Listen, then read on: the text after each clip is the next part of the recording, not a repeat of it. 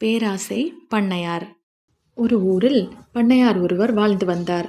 அவருக்கு ஊரில் அனைவரும் பயந்து வாழ்ந்து வந்தனர். ஊரில் அனைவரும் அவரவர் வீட்டில் கிடைக்கும் விலை உயர்ந்த பொருளை பண்ணையார் வீட்டில் கொண்டு வந்து கொடுக்க வேண்டும் என்பது பண்ணையாரின் கட்டுப்பாடு.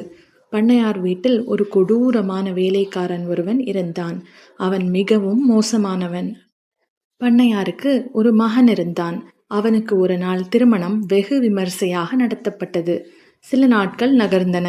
பண்ணையார் மருமகள் கருவுற்றாள். அவளின் வளைகாப்பு நடத்த முடிவெடுக்கப்பட்டது. பண்ணையார் ஊரில் அதிக அந்தஸ்து உடையவர் என்பதால் அவருடைய வீட்டு வளைகாப்பு நிகழ்ச்சி வெகு விமர்சையாக நடத்தப்பட்டது. வளைகாப்பு நிகழ்ச்சிக்கு நிறைய சீர்வரிசைகள் வண்டி வண்டியாக வந்தன. அதனை ஊர் மக்கள் அனைவரும் பார்த்து வியந்தனர். உலகத்தில் உள்ள அத்தனை விதமான பழங்களும் சீர்வரிசையில் வந்தன. இந்த மக்களுடன் அதே ஊரைச் சேர்ந்த சொக்கனும் ஒருவன்.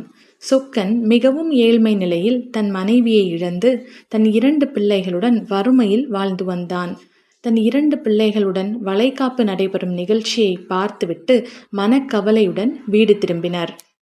அங்கு பணக்காரர்களை மட்டும் அழைத்து உணவு அளித்தனர். ஏழை மக்களுக்கு உணவு அளிக்கவில்லை. அன்று இரவு சொக்கன் வீட்டில் படுத்து உறங்க சென்றான். சொக்கன் பிள்ளைகள் வளைகாப்பு நிகழ்ச்சி பற்றி பேசியபடி உறங்க போகும் முன்பு அங்கு வளைகாப்பு நிகழ்ச்சியில் அளித்த உணவு எவ்வாறு இருந்திருக்கும், அந்த பழங்கள் எத்தனை விதவிதமாக இருந்தன, அதிலும் அந்த செவ்வாழை மிகவும் அழகான சிவப்பு நிறத்தில் பார்ப்பதற்கு மிகவும் அழகு, சொல்ல வார்த்தையே இல்லை, அவ்வளவு அழகாக இருந்தது. அதன் சுவை எவ்வாறு இருந்திருக்கும், நினைக்கும் போதே நாவில் எச்சில் ஊறுகிறது என்று பேசியபடியே உறங்கினர். இதனை கேட்டபடியே படுத்திருந்த சொக்கன், நமது வசதிக்கெல்லாம் அந்த பழத்தை வாங்கி உண்ண முடியுமா என்று நினைத்தபடியே உறங்கினான். 2 நாட்கள் சென்றன. சொக்கன் சந்தைக்கு சென்றான். அங்கு செவ்வாழை கன்று ஒருவர் விற்றார். அதில் ஒரு கன்று 2 வராகன் கொடுத்து வாங்கி வந்தார். தன் வீட்டு தோட்டத்தில் பதியம் போட்டார். ஓரிரு வாரங்கள் சென்றன. செவ்வாழை மிகவும் அழகாக வளர்ந்து வந்தது. சொக்கன் மகள்கள் ஒவ்வொரு நாளும் எழும்போது அந்த வாழைக்கன்றை பார்த்துத்தான் விழிப்பார்கள். அத்துணை மகிழ்ச்சி அவர்களுக்கு. எங்கள் வீட்டில் செவ்வாழை மரம் உள்ளது, அது காய்த்தவுடன் நாங்கள் நிறைய சாப்பிடப் போகிறோம் என்று மகிழ்ச்சியில் வாழ்ந்து வந்தனர். செவ்வாழையும் பூ பூக்க தொடங்கியது.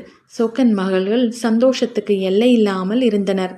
செவ்வாழை காய்த்து பழுக்கும் நிலையில் இருந்தது.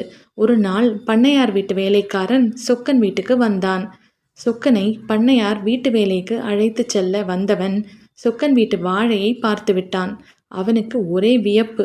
என்னடா இது, சொக்கன் வீட்டில் செவ்வாழை, எப்படியும் இவர்களை இதனை சாப்பிட விடக்கூடாது என்று முடிவு கட்டினான். பண்ணையாரிடம் இதை சொல்லியே ஆக வேண்டும் என்று எண்ணியபடியே சொக்கனை அங்கிருந்து அழைத்துச் சென்றான். வீட்டு வேலையை முடித்த பின் சொக்கன் வீட்டில் இருக்கும் செவ்வாழையை பற்றி வேலைக்காரன் பண்ணையாரிடம் பகிர்ந்தான்.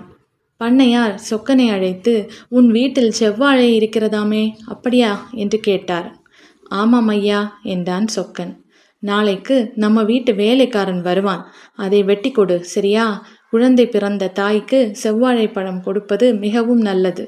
அதனால் நீ உன் வீட்டில் இருக்கும் செவ்வாழையை வெட்டி அதனை என் மருமகளுக்கு கொடு என்றார். சொக்கன் மிகவும் வருத்தத்துடன் வீட்டிற்கு சென்று அமர்ந்திருந்தான். மறுநாள் காலையிலேயே பண்ணையார் வீட்டு வேலைக்காரன் வந்தான். வாழைத்தாரை வெட்டி தூக்கி சென்று விட்டான்.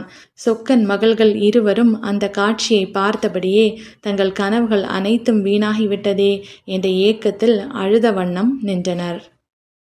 This video is sponsored by BuyMote shopping app. BuyMote e-shopping application is one of the online shopping app now available on Play Store and App Store.